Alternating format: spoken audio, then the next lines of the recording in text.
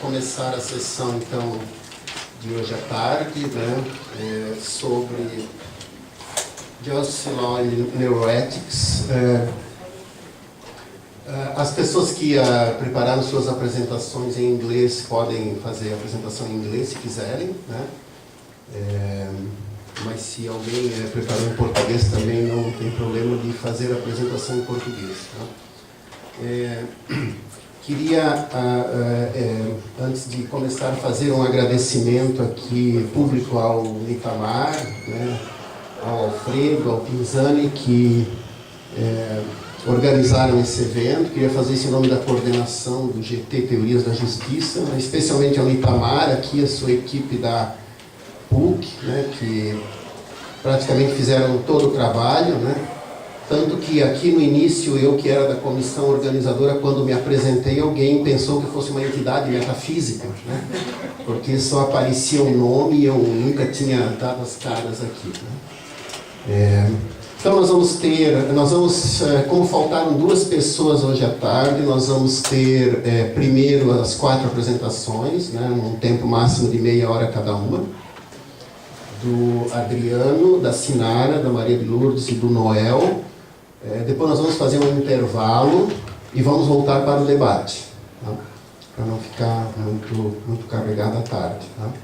Então, eu peço a cada um que faça uma breve apresentação de si mesmo, antes de começar, e depois faço a apresentação. Bom, muito boa tarde. Vou confirmar que não há ninguém na plateia que não entenda português. É isso, né? Bom, então, eu tenho uma apresentação em inglês, mas vou fazê-la em português, já que nós somos todos luso-falantes. E eu sou professor da Unicinos. O grupo de pesquisa que eu coordeno é esse, é o Kiron, que vocês veem ali. E nós temos trabalhado há algum tempo na ideia de uma ética naturalizada. E é na perspectiva desse trabalho que eu apresento essas reflexões ainda em evolução, sobre a relação da naturalização do fenômeno moral com respeito à lei. O título da apresentação é esse que vocês têm aí, que poderia ser traduzido, digamos assim, por uma culpa. Existe culpa ainda que as pessoas, a mente seja determinada. Mens rea audit determined. Bom, eu vou, na minha apresentação, eu tenho pelo menos 3 partes, e uma parte introdutória, que é essa que eu vou fazer agora, que é um pouco ajustando o terreno no qual a discussão vai se desenvolver. Eu acho essa parte importante, porque eu acho que um trabalho significativo que os filósofos devem fazer, quando se enfrentam com os resultados que as neurociências cognitivas apresentam para o seu trabalho, é exatamente saber, bom, o que a gente deve fazer aí, né? E o nosso trabalho continua sendo um trabalho de reinterpretar os conceitos que aparecem e, não raro, mostrar que a discussão está sendo feita com base em conceitos que são pouco precisos. Nós temos uma contribuição a dar, nós temos um treino sobre isso. Essa primeira parte, que eu chamo de introdutória, eu vou fazer uma distinção, eu não tenho tempo de defendê-la aqui, mas ela tem se tornado cada vez mais relevante no trabalho que eu venho fazendo, e a partir dela que nós vamos fazer, vou dar continuidade ao resto da apresentação. Então, são os 2 lados de uma mesma moeda, e esses lados são a teoria do valor e uma teoria da ação. Esse é a distinção a partir da qual eu quero avançar. A primeira, que é a teoria do valor, ela diz respeito sobre a correção ou incorreção de um ato, né, de uma ação. Tá? A segunda parte diz respeito a como é que nós realizamos uma ação. Então, uma sobre, na verdade, o que é a nossa avaliação valorativa de uma ação, e o outro, uma descrição, pode ser mais descritivo, de como é que uma ação é realizada. Desculpa, não estava lá. Se nós olharmos Código Penal, eu vou usar aqui as duas versões. Esta que é o da Common Law e também o caso brasileiro. A teoria do valor que esses códigos apresentam é absolutamente simples. Tá? E isso é muito importante, porque se a gente deixa de discutir a teoria do valor, então por isso era importante para orientar a discussão. Muita coisa parece que fica mais clara quando a gente vai discutir a teoria da ação. Eles dizem o seguinte, né? Criminal penalties may be inflicted only if the accused has committed some act, has engaged in some behavior, which society has an interest in preventing. O que a sociedade tem interesse em evitar tem que estar codificado. Tá? Essa codificação pode mudar, mas isso tem que estar codificado. O sujeito não pode simplesmente sair sendo acusado e receber penalidade sem ter uma codificação que sustente isso. E, com isso, está resolvido o problema do que é correto e do que não é correto.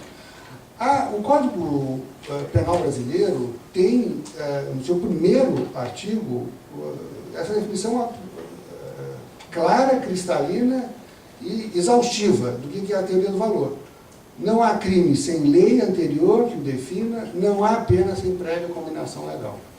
O que é errado e que pode receber uma pena está determinado no Código Penal. Sem isso não pode haver punição. Há aqui uma diferença que pode ser acrescentada com respeito ao dolo ou à culpa. Aqui nós entramos num terreno interessante, que é esse da intencionalidade envolvida no ato. Então o artigo 18 diz, né, diz o crime doloso quando o agente quis o resultado, assumiu o risco de produzi-lo. Culposo quando o agente deu causa ao resultado por imprudência, negligência ou imperícia. De qualquer maneira, no artigo 13 é interessante a ideia de causalidade envolvida na produção do ato que merece punição. O resultado de que depende a existência do crime somente é imputável a quem lhe deu causa. Considera-se causa a ação ou omissão sem a qual o resultado não teria ocorrido. Tá?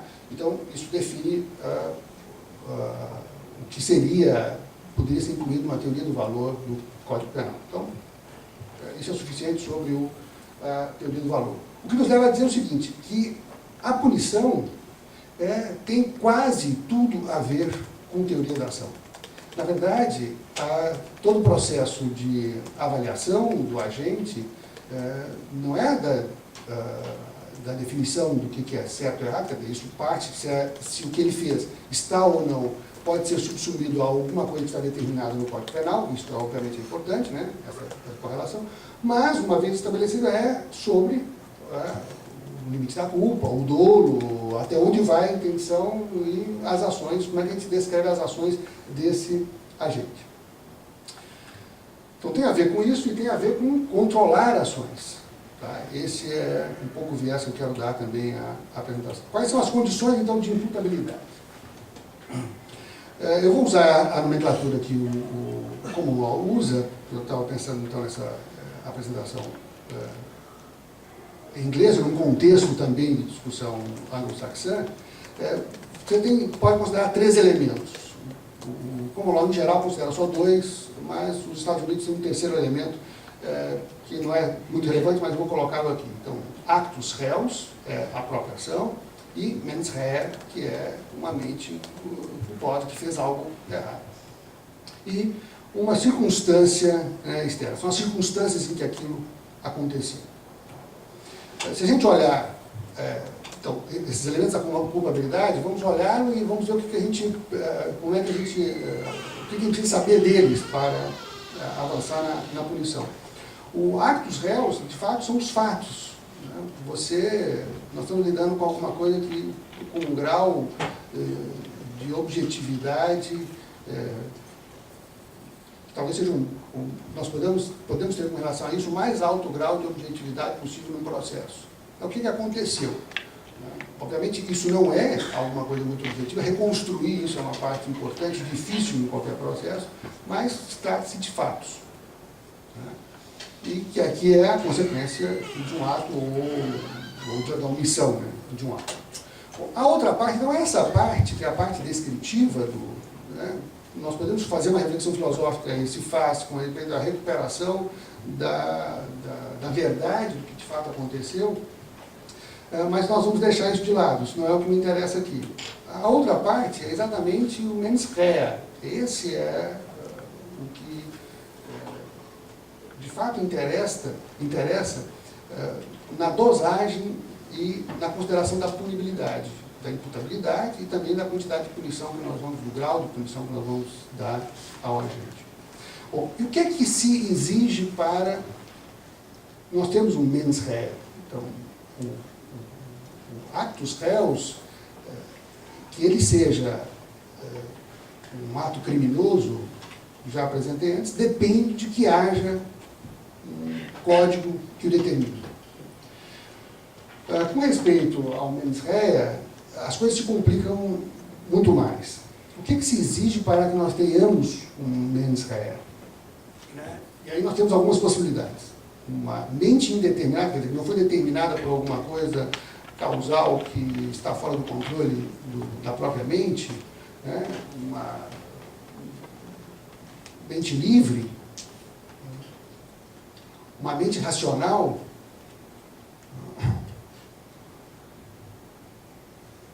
ou uma mente que resulte de um ato de vontade livre. Eu vou usar a esse respeito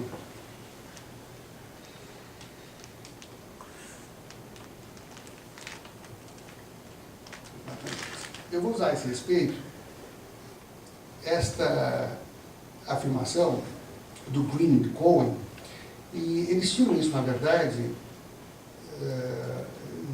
eles não tiraram da própria cabeça, mas tentaram pegar no sistema penal, que era a determinação, o que o sistema penal exigia.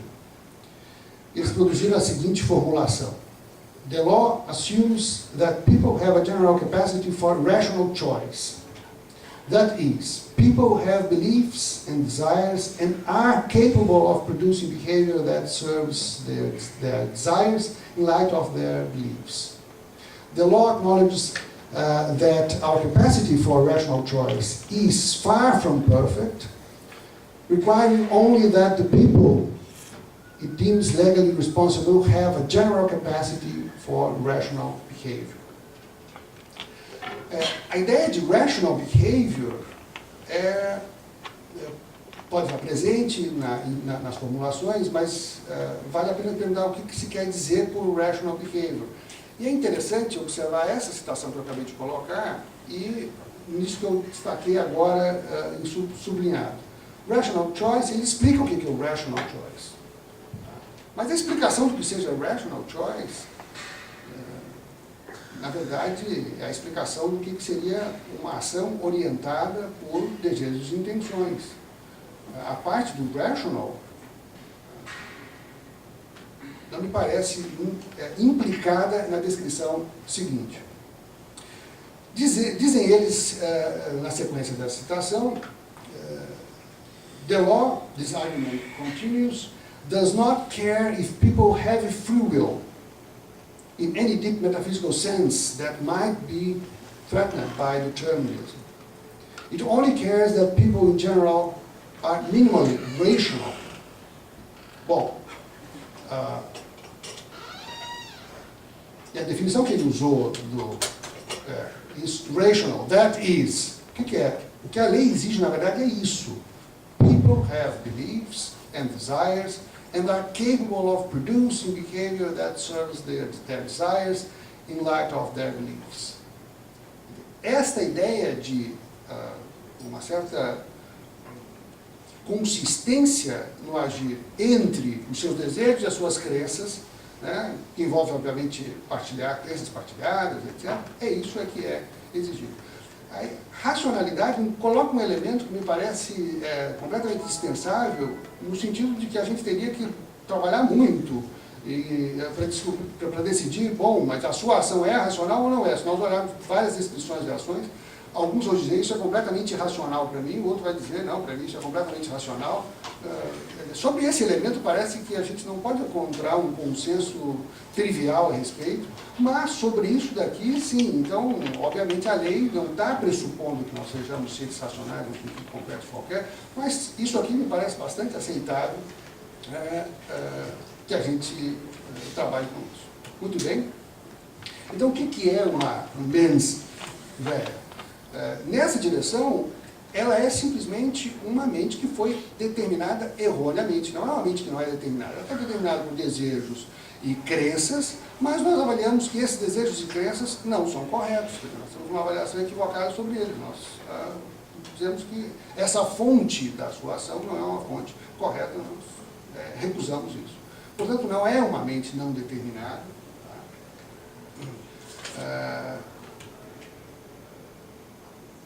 E agora seria necessário fazer, essa fecha a primeira parte. A segunda parte, então a ideia não se exige para a punição, com respeito, e nós estamos falando desse aspecto que é da mente mens rea, é isso que é o ponto em questão, não se exige que ele seja racional no sentido que a gente não sabe qual é, mas se exige que haja uma certa coincidência entre desejos e crenças, portanto, que haja uma previsibilidade, isso aqui gera previsibilidade, e, obviamente, a gente aprova ou reprova os desejos e crenças a partir dos quais a ação derivou.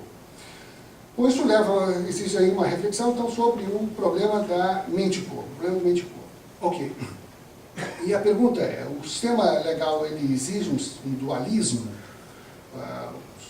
Nós assistimos à conferência ontem do Berger, isso apareceu e vai voltar aqui agora eu quero defender um ponto de vista.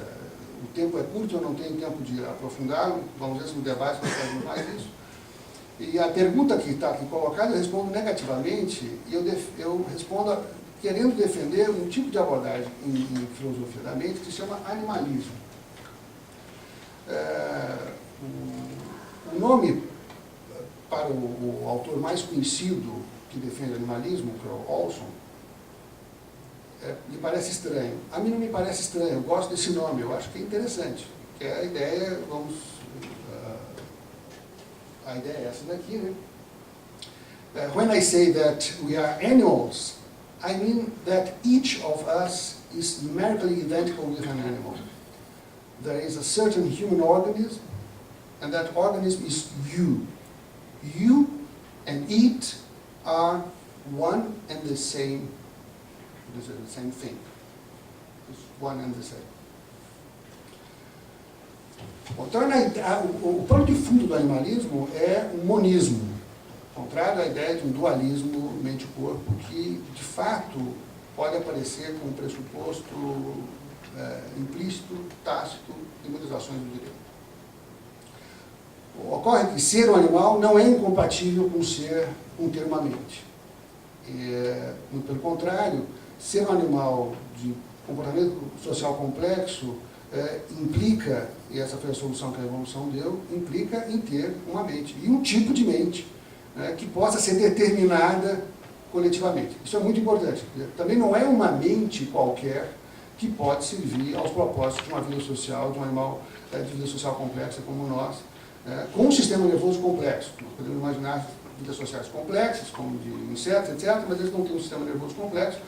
O sistema nervoso complexo nos dá uma paleta de ações muito variada, o que exige um controle, e, portanto, nós precisamos ter uma mente adequada a esse controle. Nós precisamos de uma mente que tenha, possa ter as suas intencionalidades reguladas socialmente. Tá? Isso significa que a seleção natural deve ter operado um trabalho que estabeleceu um viés, tá, no nosso comportamento, um viés nas escolhas que nós fazemos, e esse viés é a cooperação.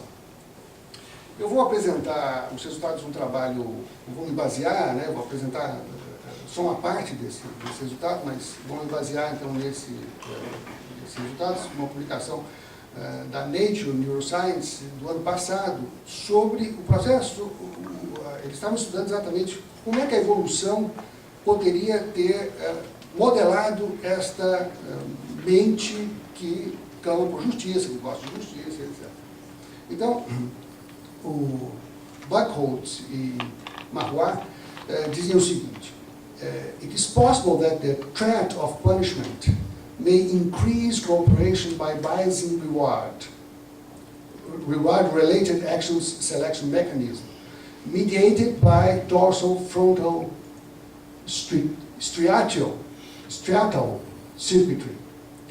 In this context, punishment threat may change the reinforcement contingent associated with potential responses and increase cortical striatal fMRI signal in the punishment condition, and the punishment condition may reflect this updating process.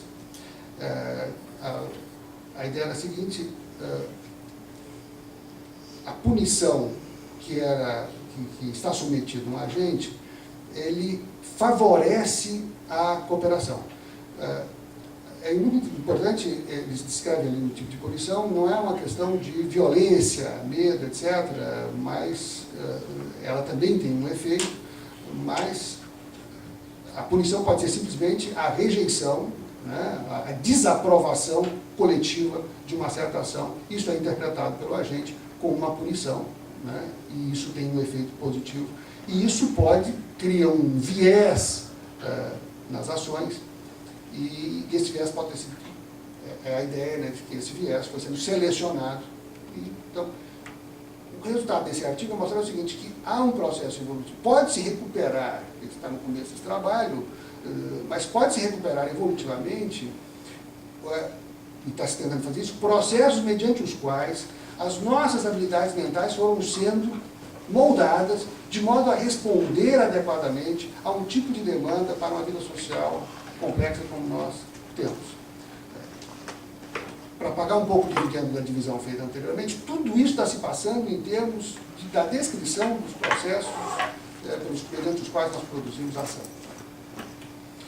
Ele diz o seguinte: the research reviewed above is consistent with the hypothesis that the evolution of norm-based decision-making may have been facilitated by the presence of neural circuitry that supports domain-generated cognitive processes for value-based action selection. Such processes may have been co-opted and expanded to operate in the social domain, where they promote action selection according to higher-order action values linked to social rewards, such as reputation and trust, thereby facilitating cooperation. Eles apresentam então um diagrama, eu vou explicar em detalhes esse diagrama para vocês, numa outra oportunidade, obviamente, não agora. Esse diagrama mostra um pouco tudo que está envolvido em termos de processos cognitivos necessários para que isso que é a avaliação, a recepção da avaliação e o processamento dessas avaliações e a escolha de uma ação, né, em termos do cérebro, que é, agora eu vou usar uma expressão, nós temos uma cooperação com o professor Flávio Kapczynski, e ele fez uma distinção que pode nos ajudar. Ele trabalha no Hospital de Clínicas aqui de Porto Alegre, da psiquiatria, e ele apresentou uma distinção que é entre o dry mind e o wet mind. O que nós estamos falando aqui é o wet mind. O wet mind é o wet é o sangue que circula no cérebro, então nós estamos falando do cérebro enquanto aquele órgão que produz essa mente, então, mas é molhado. Mas, então, esses circuitos todos aqui, essa circuitaria toda, funcionam no wet mind. É ali que isso está processando alguma coisa. Mas isso não está restrito a isso. Entendeu? Tem uma série de fenômenos que interferem no wet mind, e ele está chamando disso, eu estou usando essa nomenclatura, que me pareceu bem interessante, sobre a qual nós sabemos pouco, porque ela está implicada justamente nas ciências humanas, né, são conexões que nós precisamos fazer ainda, no dry mind. Muito bem. Quando nós estamos tratando de dessa relação entre neurociência e punição, valor, etc., um dos termos, eu acho, menos desafiados é a responsabilidade. Nós partimos de um certo conceito de responsabilidade, e esse conceito de responsabilidade pressupõe justamente uma série de coisas que eu acabei de deixar de lado, né, como ser indeterminado, etc. Então, eu acho que é muito importante apresentar, começar a trabalhar num conceito de responsabilidade que seja adequado a um tipo de abordagem que naturalize. Então, aí o trabalho do filósofo novamente, né, quer dizer, o que a gente poderia chamar de responsabilidade? Né? Então, estou dizendo que ser responsável, na verdade, é ser um agente que é a causa de um certo ato e, por consequência, ele pode ser culpado, pode ser julgado por isso. Né? E o agente é um indivíduo que é uma coisa só, entre corpo e mente. Aqui a ideia de um monismo é fundamental. Vou dar um exemplo para a gente entender isso.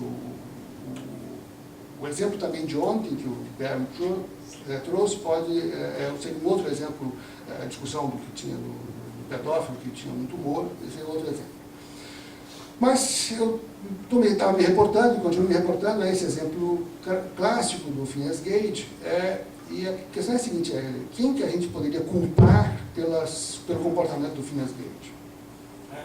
Se não o próprio Phineas Gage. Quando a gente vê aquela fotografia, a gente não vê uma pessoa, mas quando a gente vê a pessoa, bom, é essa pessoa que a gente tem que culpar. E que a gente culpa, na verdade.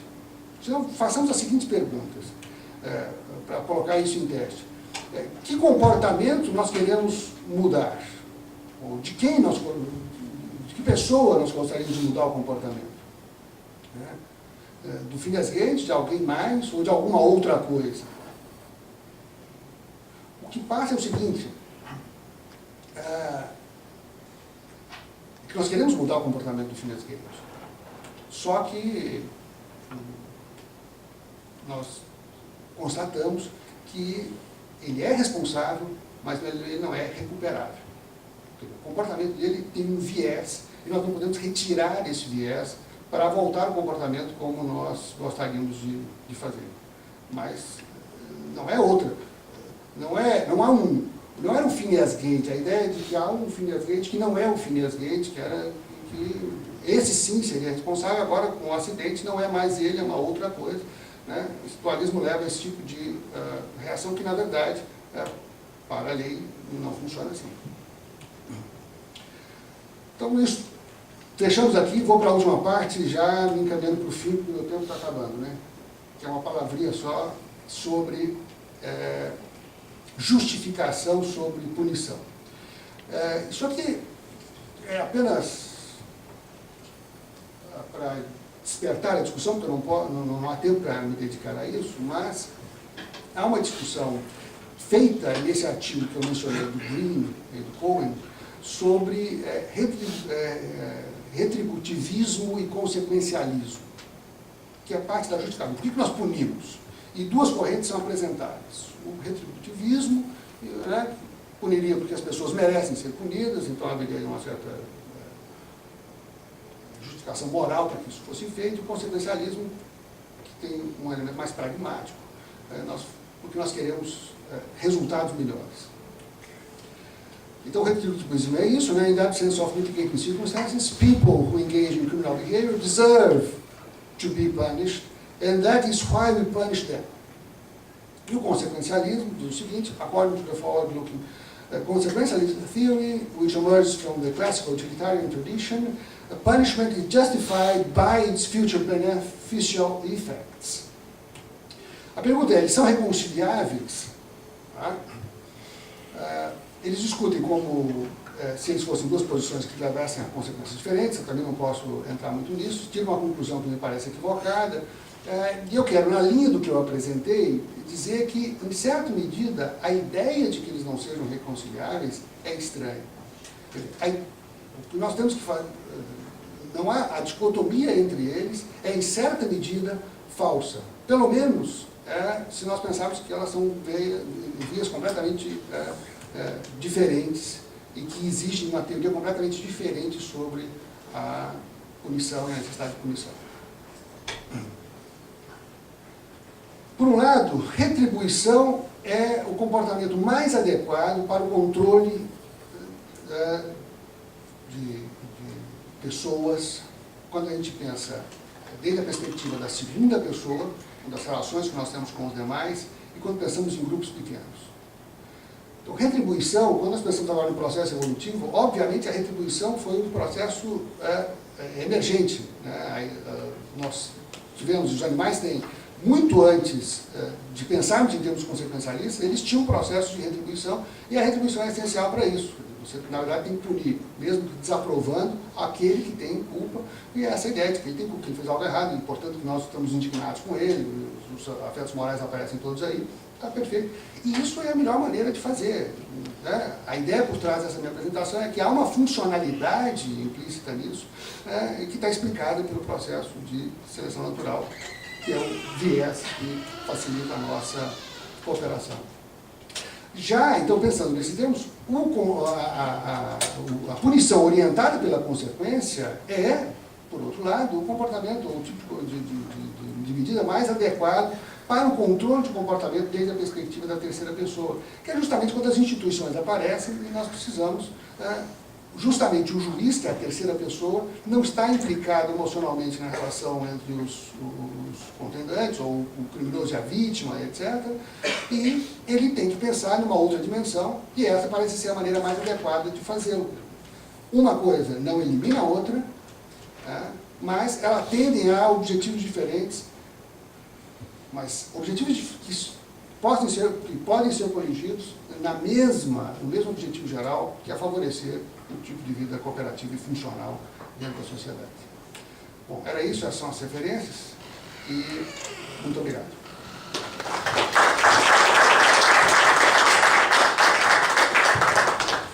I thank you, Adriano, for your presentation, and I call to the table Sinara Nara for her presentation.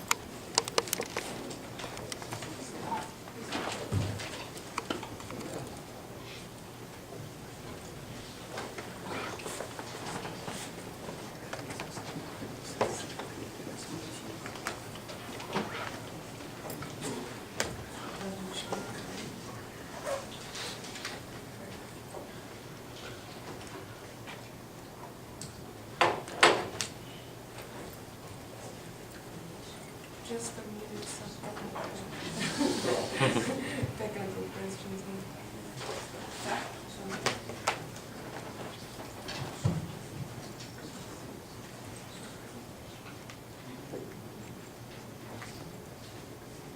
You can skip that.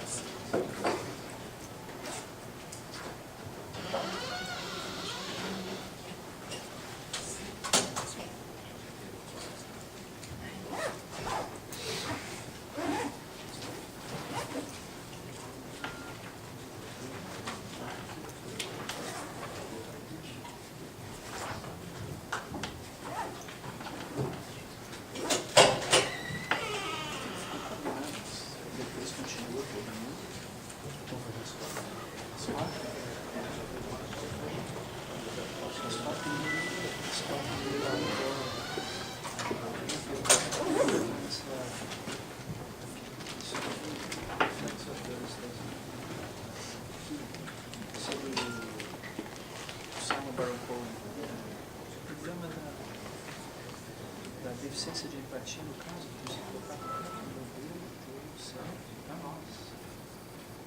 Entende? Nossa secretaria evoluiu para reagir à ameaça, à dimensão, certo? É verdade que as pessoas com deficiência de empatia, as pessoas ocupadas, essas pessoas são efeitos, né? Na escala cognitiva, são pessoas que reagem diferente. Portanto, elas diante de uma ameaça de punição, elas não param de fazer o que estão fazendo e não têm uma reação à própria. O que isso significa? Significa que a ameaça de punição não funciona com eles Well, one day. como um mecanismo de contenção. Bom, isso não quer dizer que eles não podem ser responsabilizados. Não quer dizer. Mas também não se pode esperar que a punição possa exercer o efeito aquele benéfico de educação social e tal. A questão é a seguinte: aí tem um caso do Phineas Gage e aquele caso que o Theo colocou da Virginia. Um caso por causa de uma lesão grave, um caso de crime. Quando a gente olha esses casos, Problem solved. First of all, I would like to thank the organizers of the event for inviting me here today.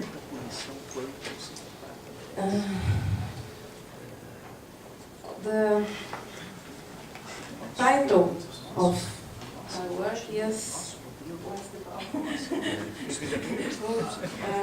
It doesn't want to work.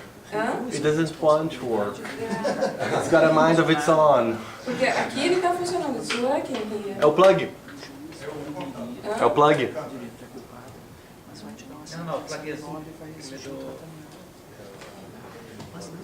Have you tried asking please?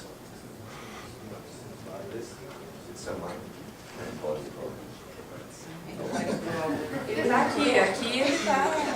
Qual é o Fabrício?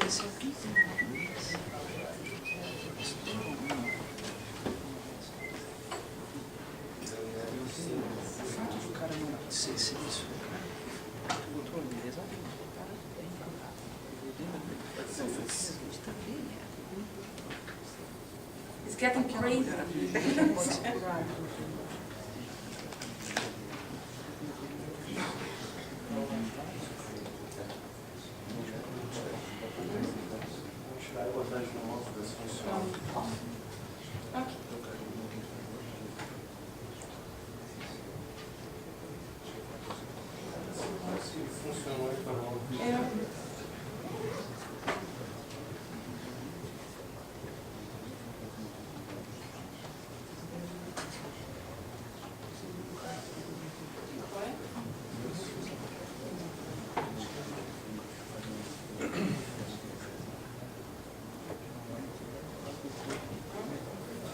Isso é compatível até com o que o Deus disse, porque na verdade a responsabilidade da tribuna não é a caution menos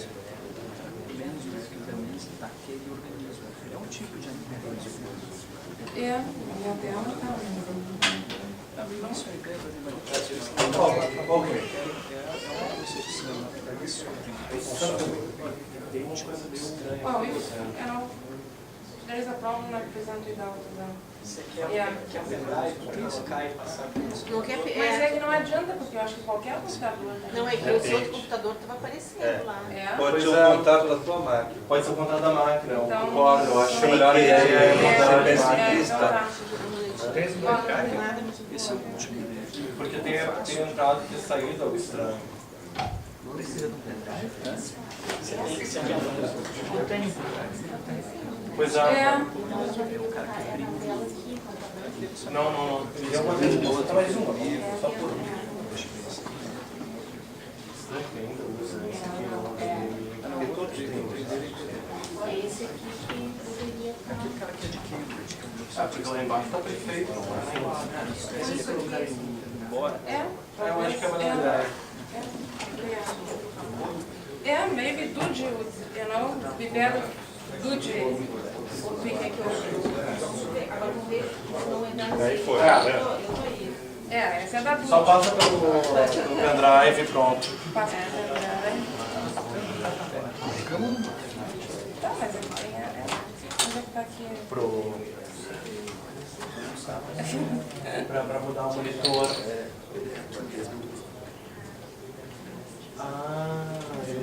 Ele não faz as coisas lá da Oceania. O que é? Qual é o problema? É, pode ser da máquina também. Não, tem que... Tu tem PowerPoint?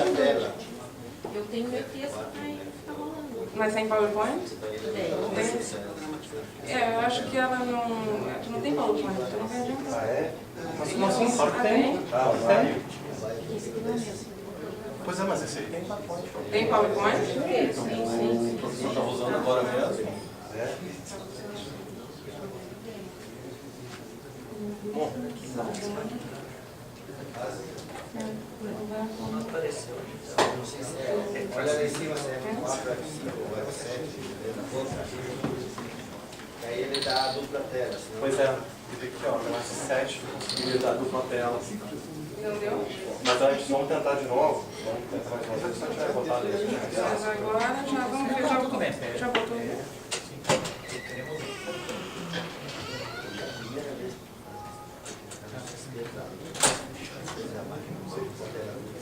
Ah, é? Salvou? Salvou? Então é melhor. Maybe do just, you know.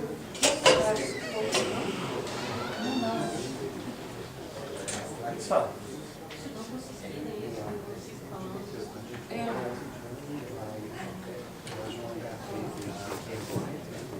Não, ela vai.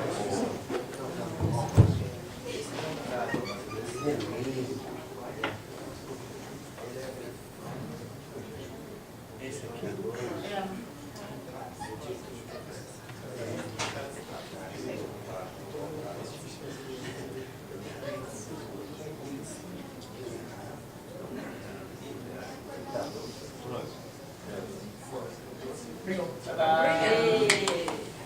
Poxa, Pisani, Pisani is wonderful.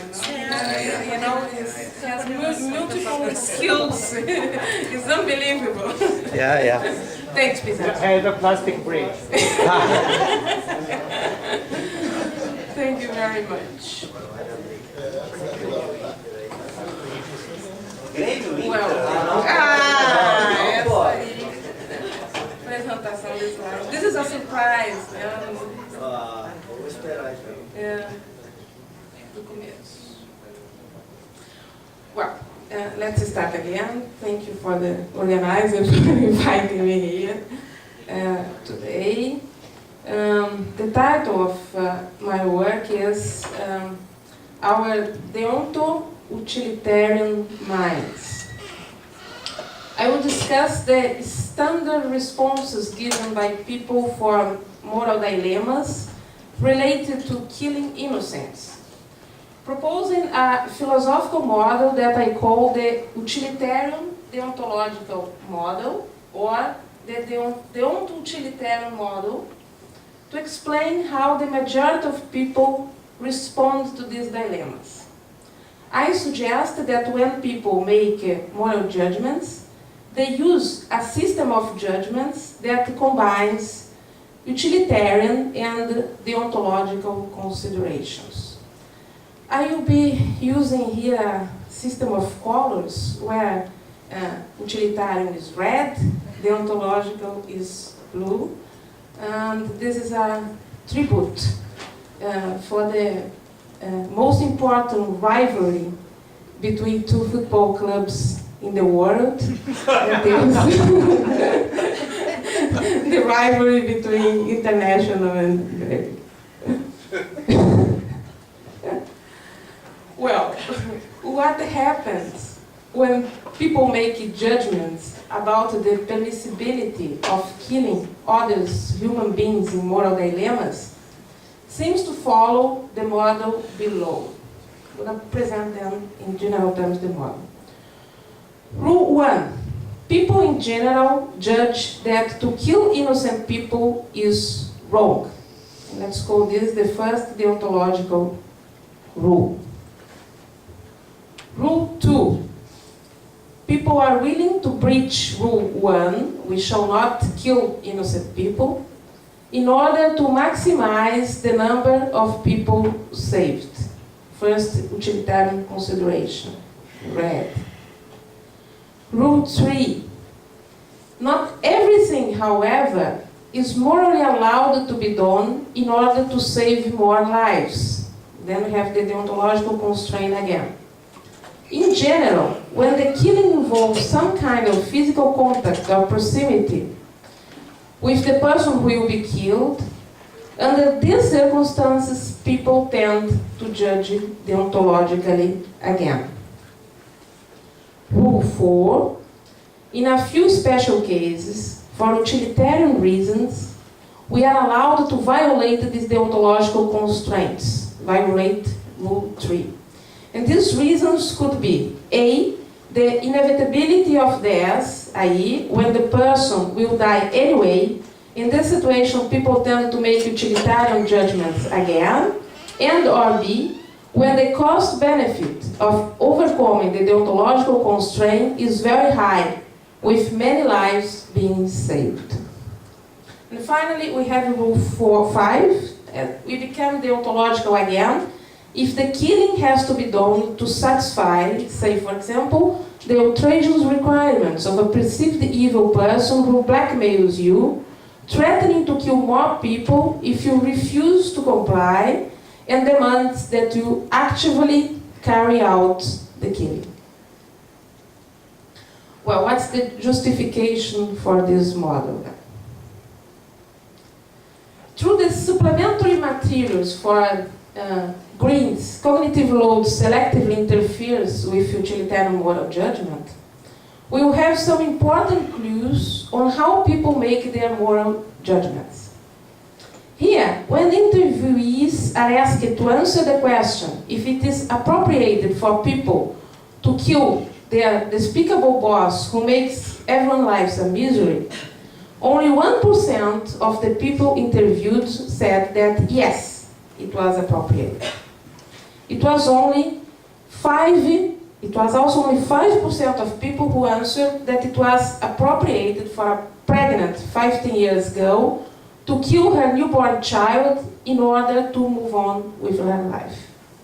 The very low percentage figure of people who answered that it's wrong to kill these people, the boss and the baby, suggests that the greater majority of us really abide by the rule that to kill innocent people is wrong, what we have called Rule 1.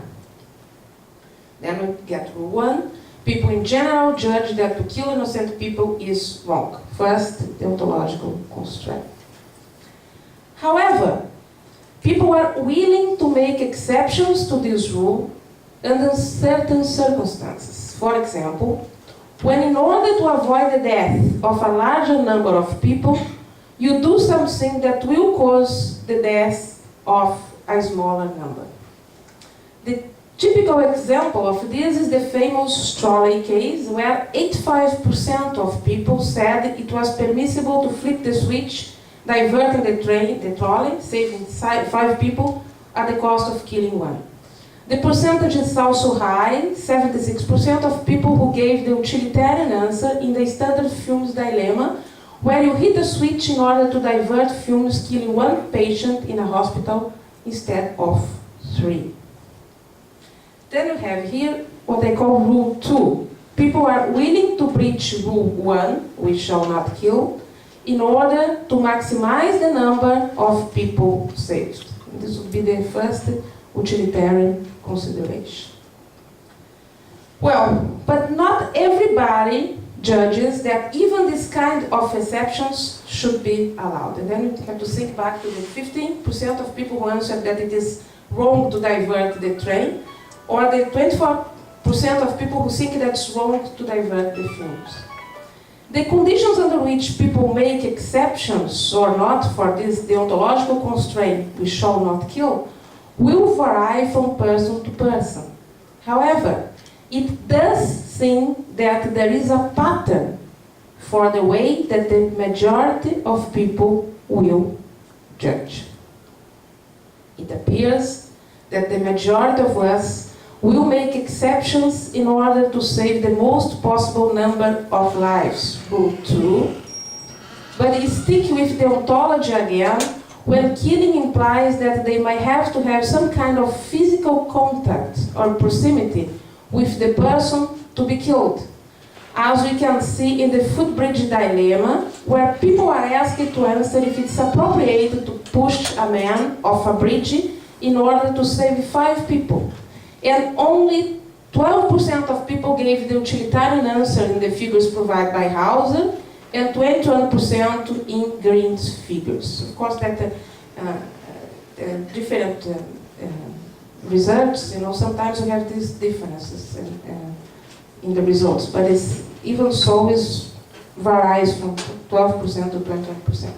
Then we have rule 3 here. Blue again, the ontological. Not everything, however, is morally allowed to be done in order to save more lives.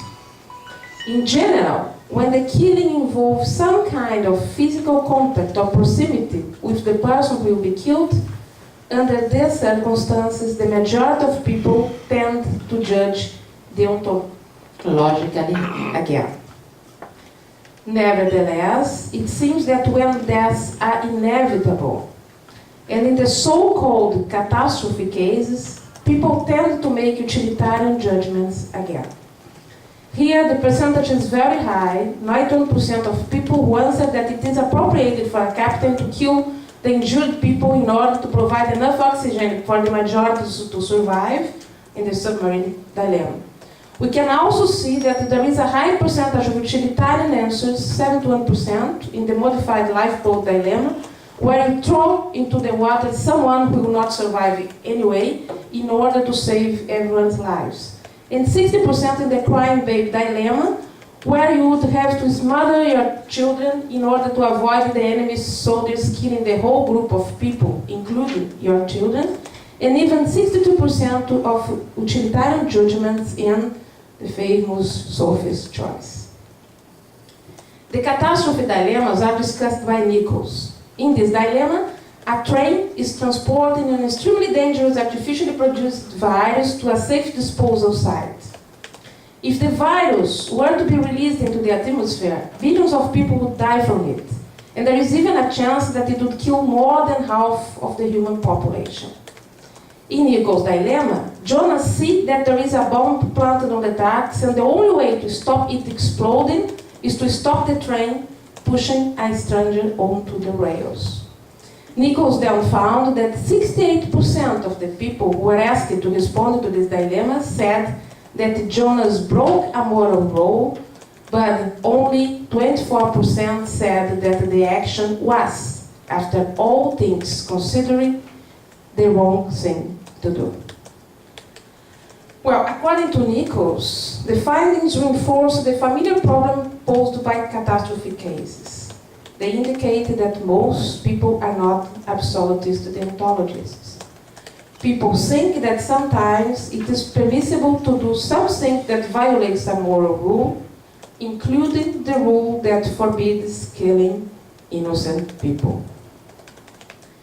Based on the figures of the submarine dilemma and the crying baby dilemma, I suggest, however, that not only is the high number of people to be saved, the cost-benefit ratio, but also the inevitability of death, which are the two main reasons why people alternate between the deontological reasoning that it's wrong to kill innocent life in a personal way, requiring some kind of proximity or body contact, to a utilitarian one that admits the killing even in that more personal way.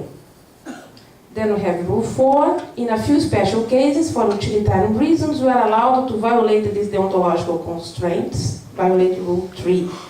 These reasons could be A, the inevitability of death, i.e., when the person will die anyway. In this situation, people tend to make utilitarian judgments again. And or B, when the cost-benefit of overcoming the deontological constraint is very high, with many people, many lives being saved. However, we became deontological once again when asked to personally kill someone in order to satisfy a requirement of someone that you perceived as being evil. Although you do not have any access to an experiment designed to test a proper catastrophic dilemma versus what I call here the blackmail dilemma, the example that the Green proposed, the modified Safari dilemma, where a group of terrorists promised to save your life and the lives of the children if you personally kill one of the hostages who is being held with you, suggests that the cost-benefit utilitarian reasoning can still be overcome by deontological considerations. The percentage of utilitarian answers in the modified Safari is only 22% according to Green's figures. Then rule 5, we became deontological again if the killing has to be done to satisfy, for example, the outrageous requirement of a perceived evil person who blackmails you, threatening to kill more people if you refuse to comply, and demands that you actively carry out the killing. Here we have a conjunction of two factors. A blackmail from a perceived evil person, and B, the killing involves an act. You have to carry out the killing, not an omission. You are not required to leave the person to be killed. You are required to kill the person and shooting, pressing a button, whatever. What could explain the ultimate deontological barrier specified in Rule 5 of our model, where people refuse to accept being blackmailed? What's the explanation for this? Here, to personally kill an innocent person in order to satisfy the outrageous demands of an evil being is perceived as absolutely prohibited, triggering our deontological buttons despite of the minimization of negative consequences that would bring about less death. To accept the offer would violate our sense of dignity to such an extent that the majority of people prefer to decline the offer. The offer is so clearly perceived as outrageous that despite all utilitarian considerations, save as many lives as you can, people prefer to say no. There is a clear similarity here with what happens when you reject unfair offers in the ultimatum game, and with some manifestations of the behavior suggesting inequity aversion, that according to the wall can even be shared in some rudimental forms with other primates, as shown by the behavior of female capuchins. Well, I'm going to talk a little bit about the ultimatum game. What's the ultimatum game? The ultimatum game is a design experiment to test, among other things, how people react to unfairness. In this game, the proponent, the first player, is given a sum of money and he is asked to share the sum with the second player. He can choose the amount of money that he will offer to the second player, but if the second player refuses the offer, none of them will earn anything. It seems correct to deduce from this that if people are interested only in obtaining economical benefits, the second player would accept all the offers, as something that's always better than nothing. However, what generally happens is that the offers of less than 20% of the total amount are frequently rejected. And this is cross-cultural. The experiment is the following. It's given to me 10 reals I have to share with the second person, Daniel, for example.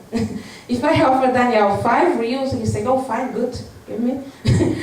4 reals, good, give me. 3 reals, yeah, give me. 2 reals, and people, and less, and people start to reject the offer, even if they're going to be better off, not refusing the offer, but they start to refuse the offer because probably they think that's unfair. What can we infer from this result? Basically, you can deduce that human beings have a strong sense of fairness, and even in situations where we know that we have nothing to lose, we are not willing to put up with some kinds of unfairness. The ultimatum game seems to show that to a higher or less degree, human beings are not absolutely determined by the desire of obtaining advantages at any cost.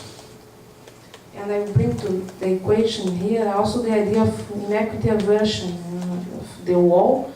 In an experiment with female capuchins, the wall has to be female capuchins, no? The males don't work, has to be the female. The wall shows that when they received the cucumber, whilst the other female participants received the grapes, grapes being a much more favorite food than cucumber for capuchins, they refused to cooperate or even to eat the food. The wall found that the presence of high-value rewards, grapes, reduced the tendency to exchange for low-value rewards, cucumber, being the strongest increase of refusal to occur if another capuchin received better reward without any effort. The Wall's hypothesis is that even no human primates are guided by species typical expectations about the way in which one or others should be treated and how resources should be divided. Well, the results of the black male dilemma, plus the results of the ultimatum game, together with Wall's experiment, might be a strong indication that human beings have evolved to have dignity. And this would account for some deontological lines that we are not willing to cross. Rule 5. Despite the price you have to pay for it. Here, to personally kill an innocent person in order to satisfy the outrageous demands of an evil being is perceived as absolutely prohibited, triggering our deontological buttons despite of the minimization of negative consequences that it would bring about, less death. To accept the offer would violate our sense of dignity to such an extent that the majority of people prefer to say no.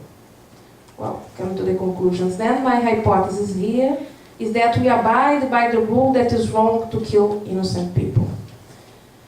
But in certain situations, people think that they are allowed to violate this deontological prohibition, usually using utilitarian criteria to do so. It seems that we humans are willing to maximize welfare and willing to save as many lives as possible. Nevertheless, there is a limit up to which we are prepared to go. If, as there seems to be, there is a deontological utilitarian way in which our minds work when you have to judge and make our moral decisions, it would be worthwhile to follow this path to investigate it further. If people use in general deontological criteria to make moral judgments, but replace these deontological criteria for utilitarian ones in some circumstances and vice versa, it would be very promising to establish a better dialogue between deontology and utilitarianism, between Kant and Mill, in order to decipher our deonto-utilitarian minds. I propose to set up the basis for a scale in terms of judging in a deontological or utilitarian way. A scale that ranges from plus n to minus n, being that the psychological moral type scoring highest in the positive side is entirely deontological, not accepting any exceptions for the rule we should not kill.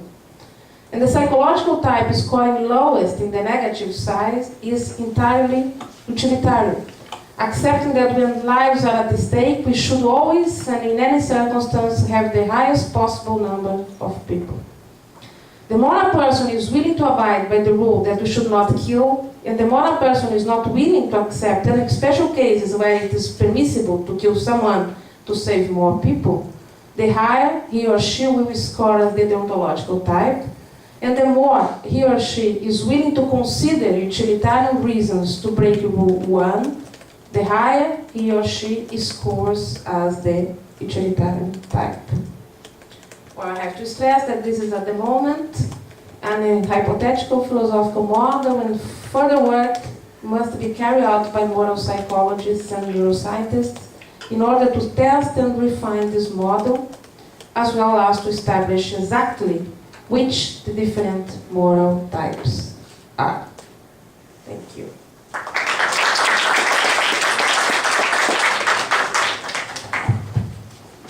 Thank you, Silvana. Here I invite to come to the table Maria de Lourdes Borges.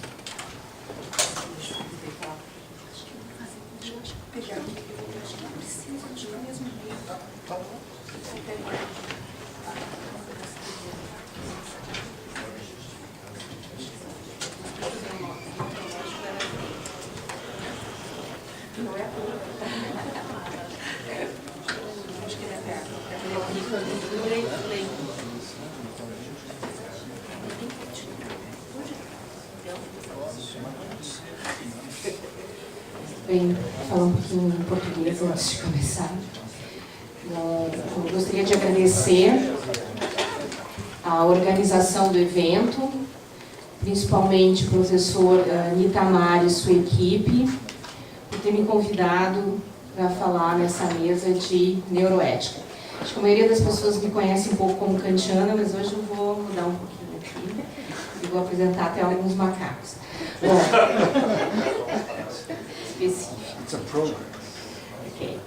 Bom, eu vou ler meu texto, ele está em inglês, e depois nós podemos também fazer a discussão em português ou em inglês, como vocês queiram.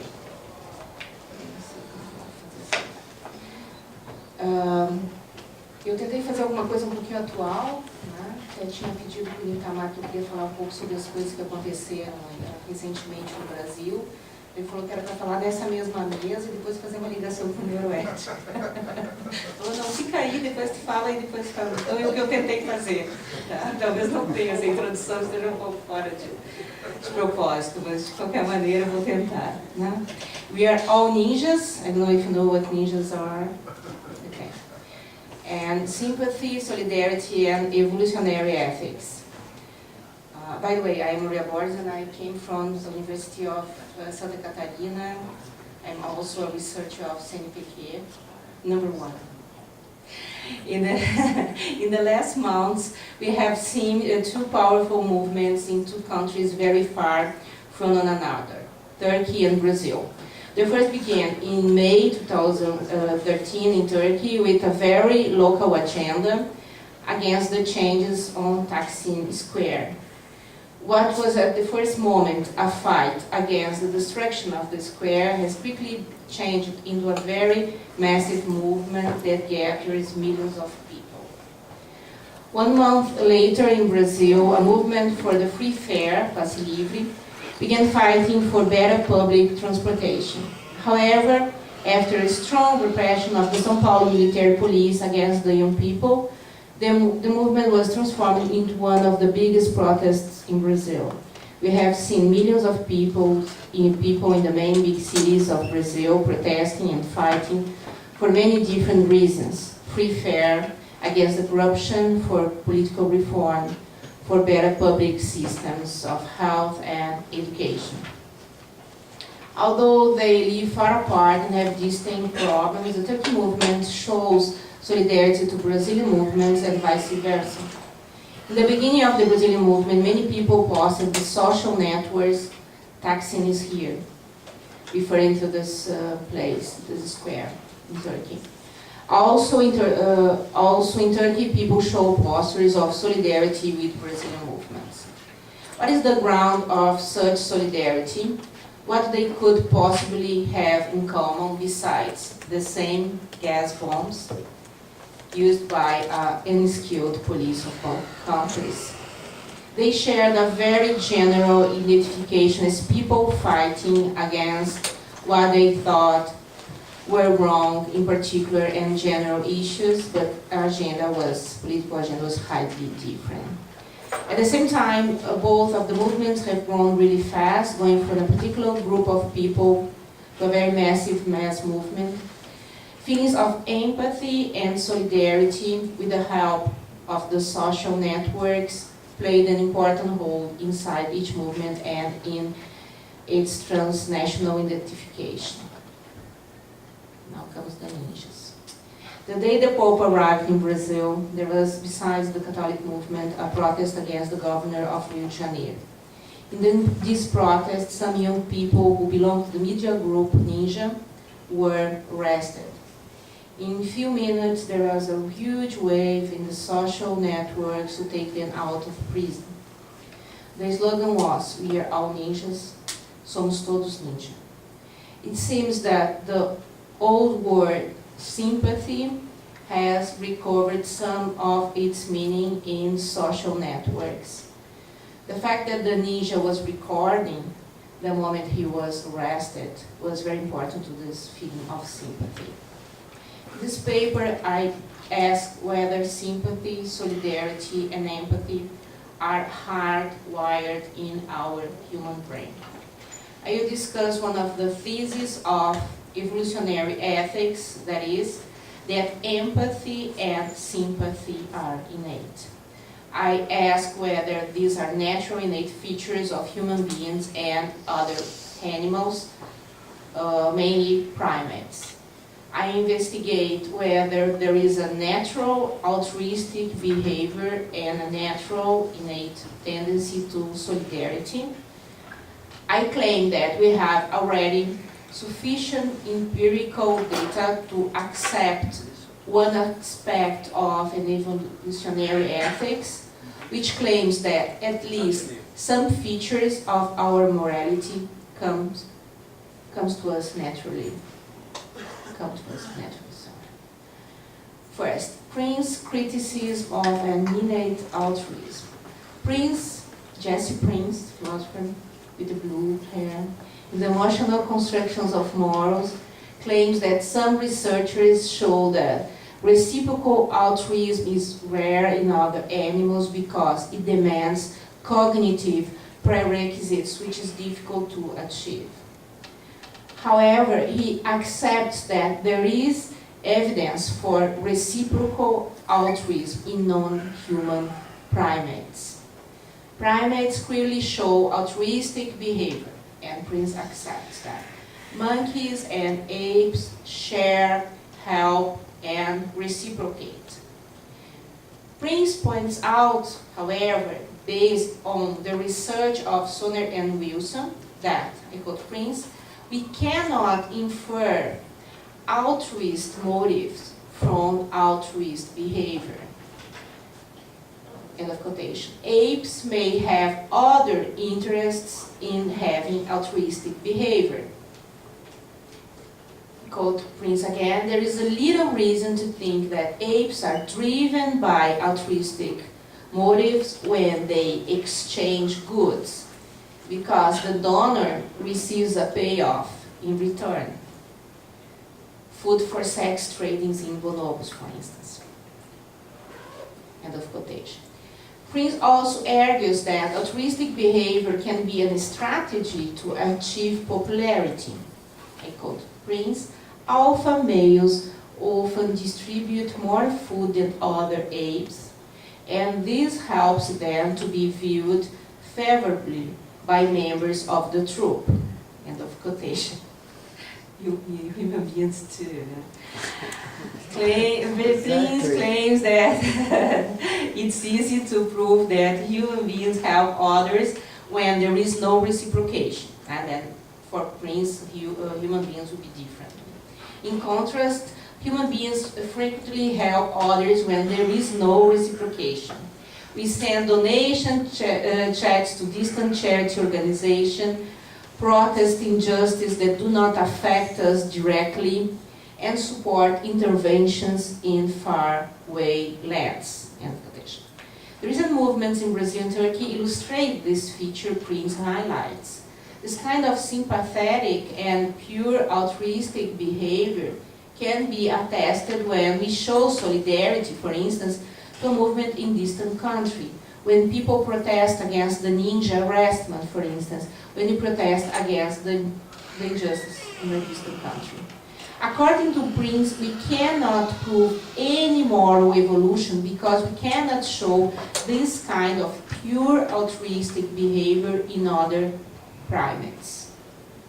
Quote Prince, the fact that we don't see this kind of behavior regularly in other primates species suggests that moral concern may be uniquely human. And if it's uniquely human, then we cannot use the comparative method to show that this trait is evolved rather than culturally constructed. Altruism in young humans. If altruistic behavior were innate, we should be able to notice it in very young infants. Prince referred to the experiment of Varneken and Tomasello of 2006, where 18 months old infants tried to help adults when they tried to do something unsuccessfully. For instance, reach for a fallen object, stack a pile of books, open a cabinet, and so on. This experiment shows that, in comparison to control conditions in which adults did not display trying behaviors, infants were likely to help spontaneously, end of quotation.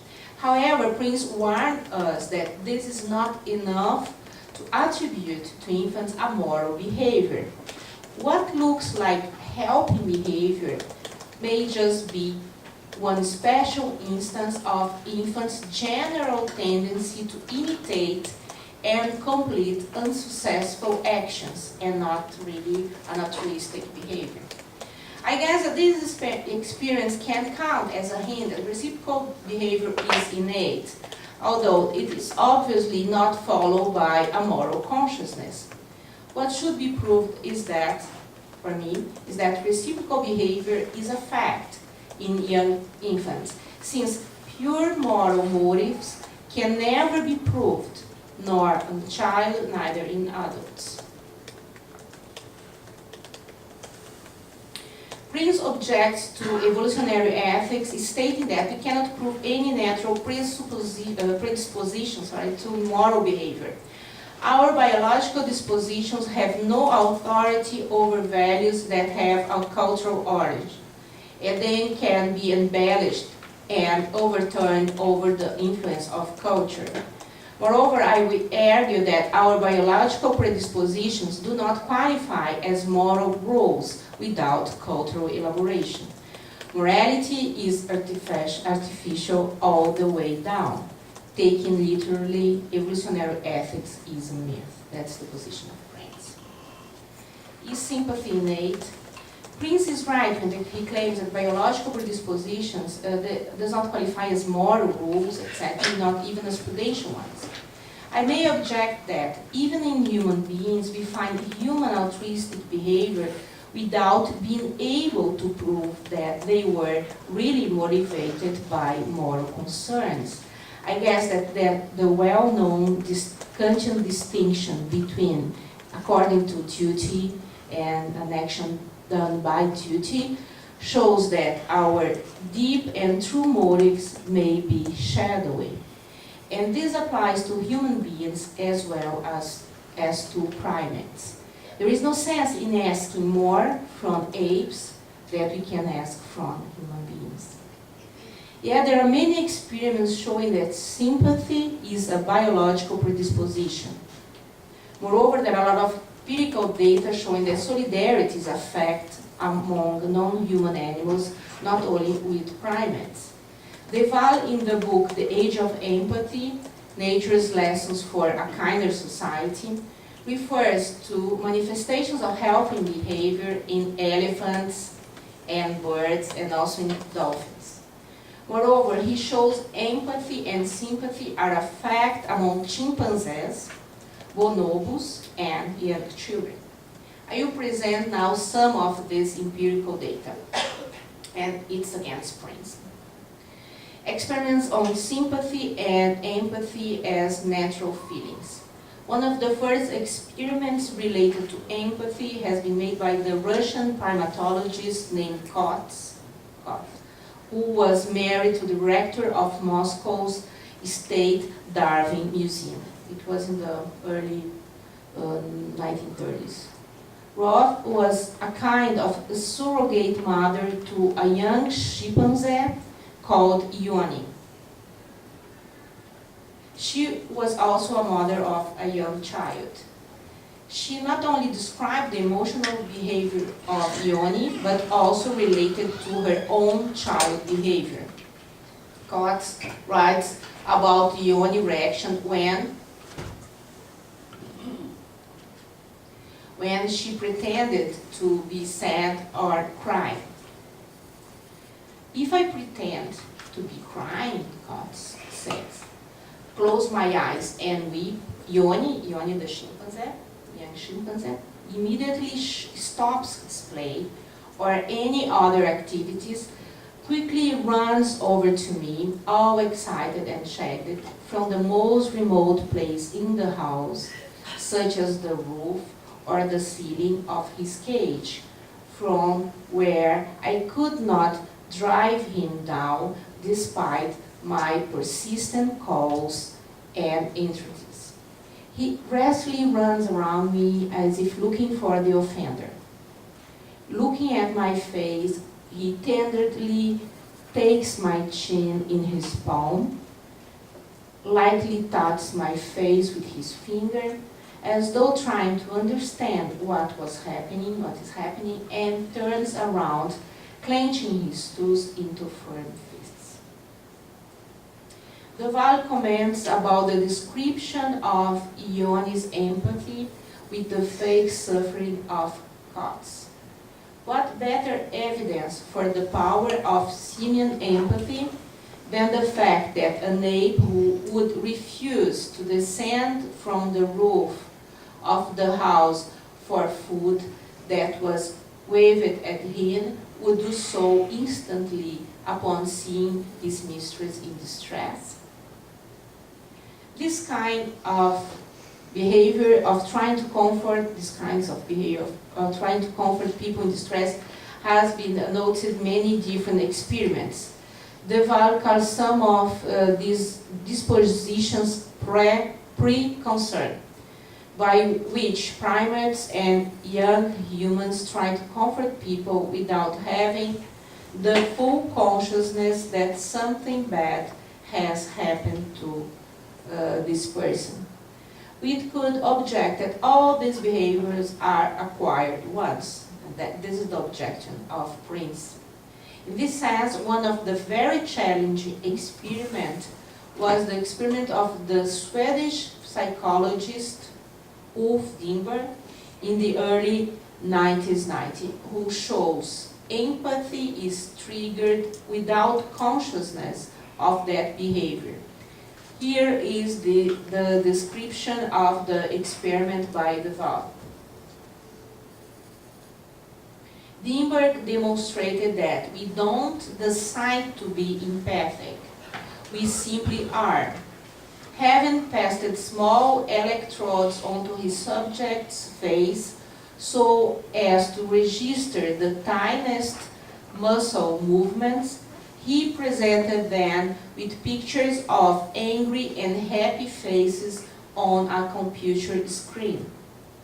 Humans frown in reaction with angry faces and pull up the corners of their mouth in reaction to happy ones. This by itself was not his most critical finding, however, because mimicry could be deliberate. The revolutionary part was that he got the same reaction if the pictures flashed on the screen too briefly for conscious perceptions. Asked what they have seen after such a subliminal presentations, subjects knew nothing about happy or sad faces, but still mimicked them. This is the wall with the bar, the age of sympathy.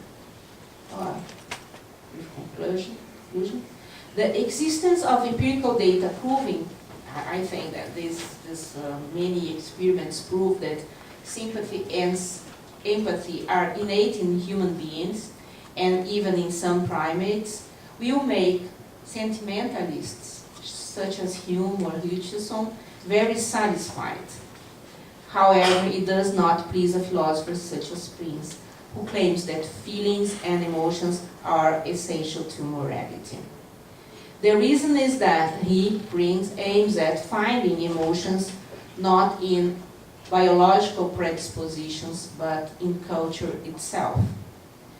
Prince refutes evolutionary ethics by arguing that we cannot infer moral motives from apparently moral behavior of non-human primates or young humans. I claim that pure moral motivation cannot be proved even for human beings. Emotionists should not be searching for pure moral motives, but for moral behavior. The search for pure moral motives should be only a Kantian task.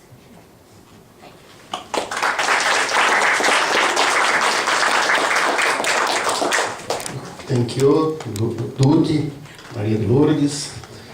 And I invite to come to the table Noel Stoughton.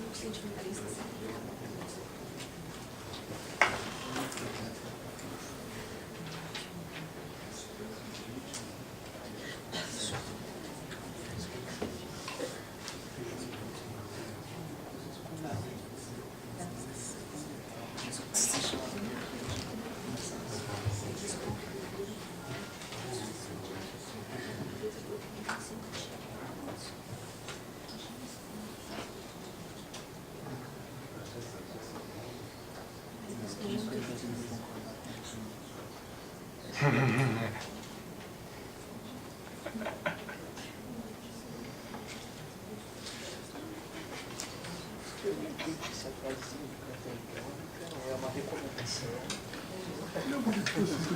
Está recebendo bem, I would also like to start out by thanking the organizers for such a wonderful conference. The title of my talk is The Unbearable Lightness of Being a Dwarf, and it's an experimental philosophy of law studying intuitions regarding dwarf tossing.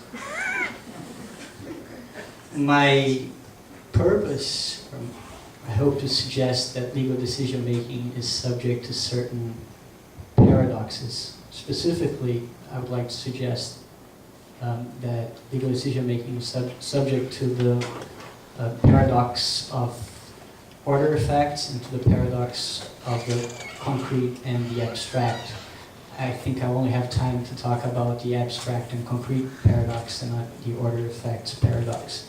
And of course, when I talk about paradox here, I'm not talking about paradox in the technical, logical sense of paradox.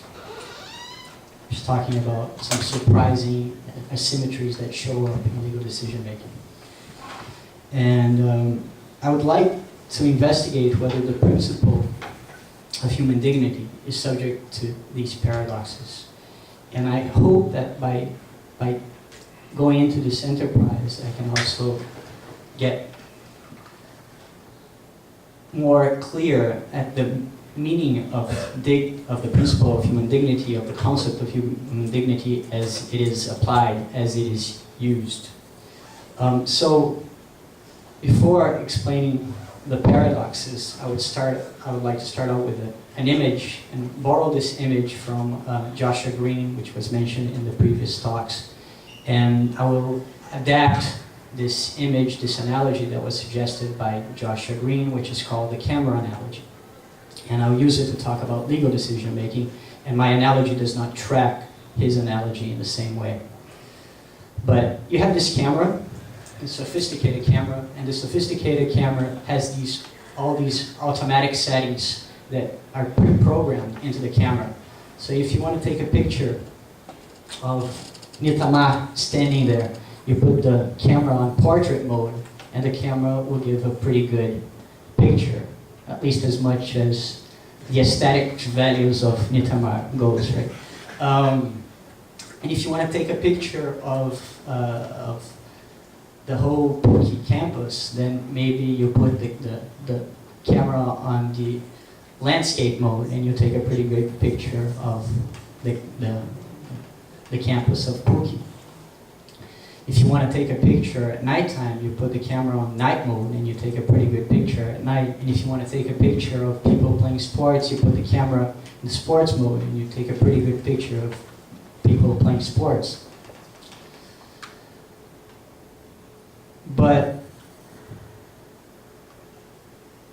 sometimes the person who builds the camera, of course, he cannot preview all the different possibilities, and he cannot anticipate in the pre-programmed modes all the situations that a photographer will face. But gladly, these cameras also have a manual mode, right?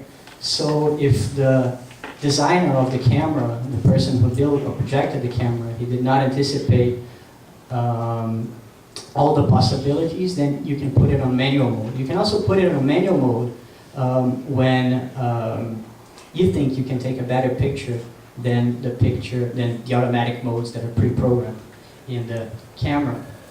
And I think that law is built pretty much like this, right? You have these automatic settings, these pre-programmed modes, which are rules, and you can also put law in a manual mode by invoking morally loaded principles, which are also built into the law. So if you're not really satisfied with the results that are generated by the rule, then you can put the law in manual mode and you can dislodge the result that was suggested by the rule by putting law in the manual mode.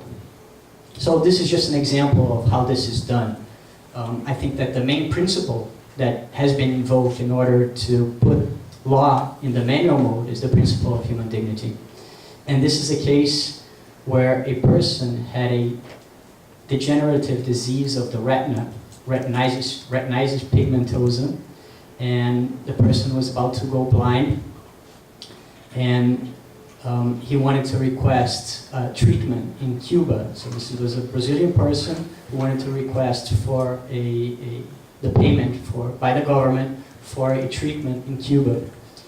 And he wanted to go also with a family member to accompany him. And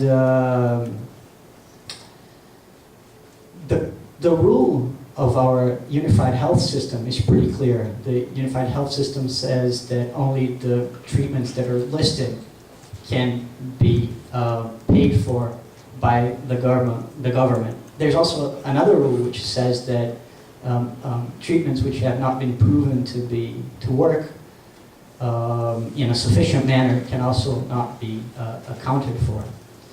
So he went to the judiciary and he asked for the payment so that he could undergo this treatment in Cuba. And these were the decisions that were given. So this is Justice Delgado. Justice Delgado said, Mr. President, eminent justice of the court, Article 1, items 2 and 3 of the Federal Constitution tells us that the fundamental aim, amongst others, of the Brazilian Federal Republic is to care for human dignity and citizenship. There is no more significant way to protect human dignity or citizenship by the state than by providing all the necessary means to those who need help, such as in the case described, in an attempt to give a solution to the problem.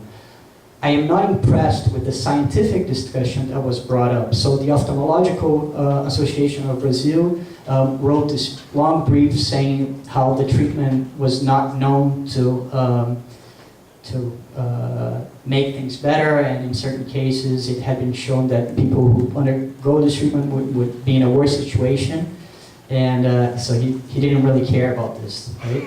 I'm not impressed with the scientific discussion that was brought up, since this is not what is at stake. What surprises me is that we have citizens about to become blind, if not blind already, without the right to see light, without the right to see the sun, without vision, which is the minimal right of every citizen. So if he looks directly at the sun, I think he would go blind anyways. And this was pretty much the whole decision, right? And Justice Fuchs, in the same manner, and I hate how this sounds in English, Justice Fuchs, but he said, I am a perseverant squire of human dignity, of the immanent values of life and hope of the human being. I believe that it is our daily tasks as judges. So in doubt, we should judge in favor of keeping alive the hope that this citizen will be able to be cured in this advanced medical center. Once again, whenever torn between the dictates of the law and the demands of justice, I'll opt for the solution that I consider just. So once again, Fuchs used the principle of human dignity in order to dislodge the rule-generated result.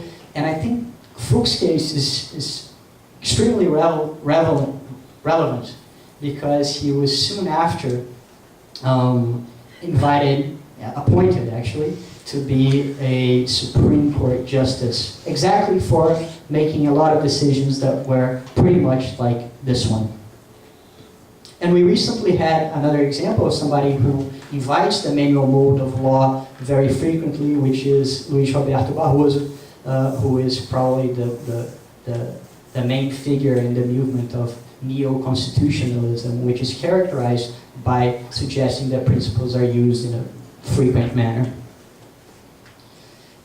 But The principle of human dignity doesn't play this role only in the Brazilian system, and the principle of human dignity has a centrality both in the Brazilian constitution and in other constitutions across the world, and also in international important documents such as the Universal Declaration of Human Rights.